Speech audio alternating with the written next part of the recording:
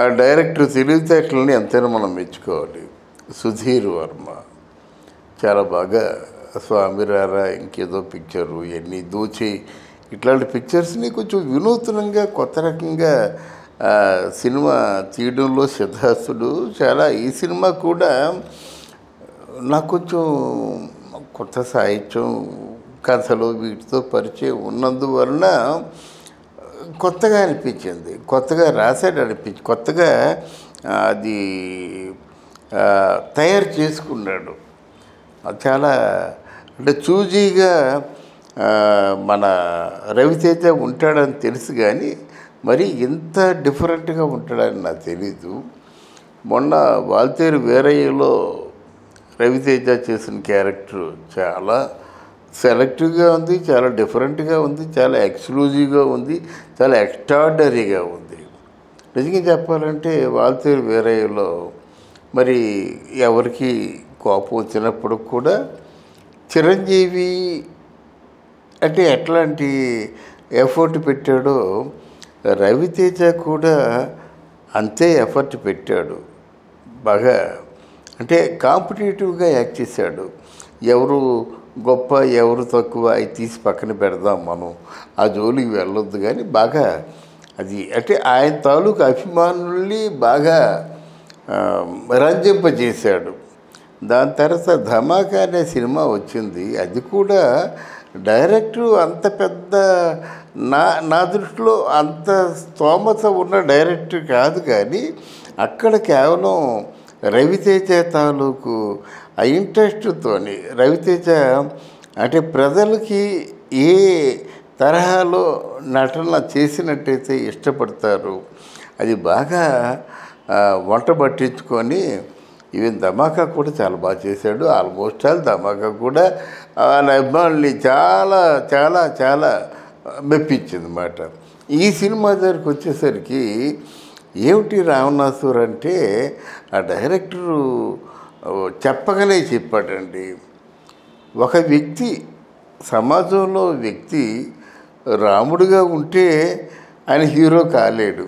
అంటే ప్రస్తుత సమాజంలో ఉన్న వ్యక్తి రాముడిగా ఉంటే హీరో కాలేడు. రావణాసుర అయితే హీరో అవుతాడు. రాముడిగా ఉన్న రవితేజ అన్ని ఫెయిల్యూర్లే, కానీ రావణాసురగా ఉన్నటువంటి రవితేజ మోస్ట్ సక్సెస్ఫుల్ పర్సన్. అంటే he does the heroic deeds మాట. అంటే ఏమిటి, వెన్ ఈ బికేమ్ రావణాసుర. అది నాకు చాలా బాగా అంటే మూల కథా వస్తువుని చూసిన తర్వాత కొట్టాడు ఛాన్స్ అనిపించింది నాకు. ఎంత బాగా ఉందంటే ఆ సినిమా చాలా చక్కగా ఉందన్నమాట. అంటే రవితేజ బాడీ లాంగ్వేజ్కి ఏమాత్రం కూడా తగ్గకుండా సినిమా తయారు చేయడం అన్నది చాలా గొప్ప విషయం. ఎక్కడ కూడా రవితేజ ముందు కనపరిచిన నటనకి, ఇంటర్వెల్ తర్వాత కనపరిచిన నటనకి చాలా వ్యత్యాసం ఉంది. చాలా అంటే ఇక్కడ అంటే ఆయన అభిమానులకి ఎలాగుంటే సరిపోతుందో అలాగే ఉన్నాడు రవితేజ.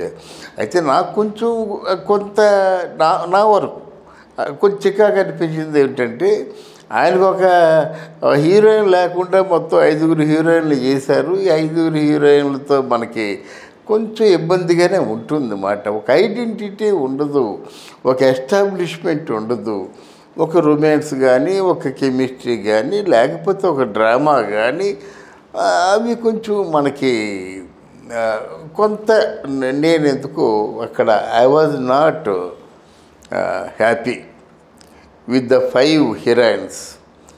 నెక్స్ట్ పోయినట్టయితే యాక్షన్ పార్ట్ కూడా చాలా బాగుంది. రవితేజది చాలా బాగా చేశాడు.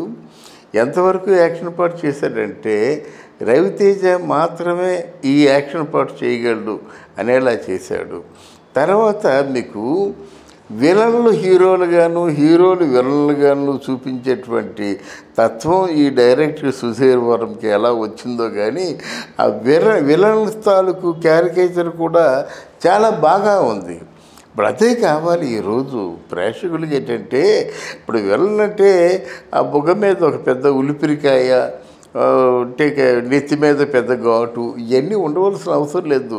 పాలిష్డ్గా స్టైలిష్గా ఉంటూ ఆయన తాలూకు ఆ మైండ్ సెట్ విరణి అయి ఉండాలి, కానీ ముఖ కవలికలు విరణిలాగా ఉండవలసిన అవసరం ఈ రోజున ఉండవలసిన అవసరం లేదు.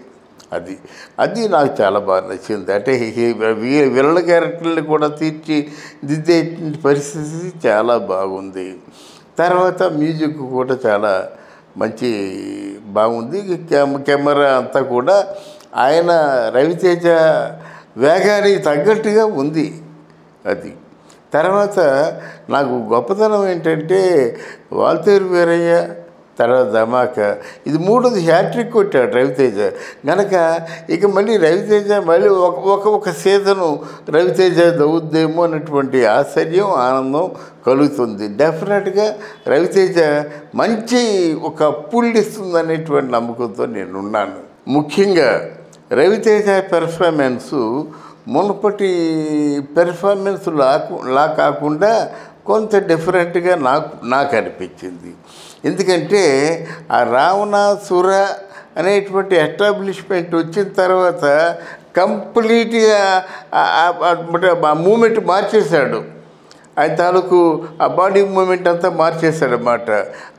అది మాత్రం ఆ కెమెరా వర్క్ కానీ ఆ డైరెక్షన్, ఆయన తీసుకున్నటువంటి ఆ పోజెస్ కానీ చాలా బాగా థ్రిల్లింగ్గా అనిపించాయి. ఒకటి.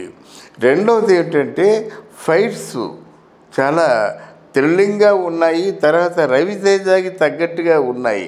అందువల్ల ఫైట్స్ని అంతైనా మెచ్చుకుంటాను. మూడోది ఏంటంటే కథ మాత్రం ఈ మధ్యకాలంలో అట్లాంటి కథ రాలేదు. ఎందుకంటే చాలా బాగా వర్కౌట్ చేసుకున్న కథ. చిన్న లైన్ అండి, రాముడు is not a successful person, వేరే రావణాసుర ఈజ్ ఆల్వేస్, అంటే నవ్వే డేస్ రాముడు సక్సెస్ఫుల్ పర్సన్ కాదు, రావణాసురుడు అయితేనే సక్సెస్ఫుల్ పర్సన్. ఆయనే రాముడు హీరో కాదు, రావణాసుర హీరో. అంటే ఇది బాగుంది. ఆ మధ్యకాలంలో నవలలు చదివేవాడిని.